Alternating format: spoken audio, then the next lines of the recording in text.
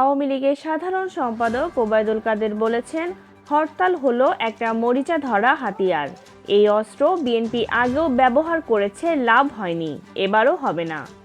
তেজগাঁও কার্যালয়ে আয়োজিত এক সংবাদ সম্মেলনে এসব কথা বলেন তিনি। ভোটার উপস্থিতি সন্তোষজনক হবে আশা করে ওবায়দুল কাদের বলেন, ৭ জানুয়ারি সবাই ভোট কেন্দ্রে আসবেন, সবাই নির্ভয়ে ভোট দেবেন। ওই দিন যারা বাধা দেবে তাদেরই প্রতিরোধ করা হবে। এ সময় আওয়ামী লীগের বিজয় নিশ্চিত জানিয়ে দলটির সাধারণ সম্পাদক বলেন, কত আসন পাবো তা এখনই বলতে চাই না, তবে আওয়ামী লীগ বিজয়ী হবে, আর ভোটের ফলই বলে দেবে কারা বিরোধী দলে যাবে।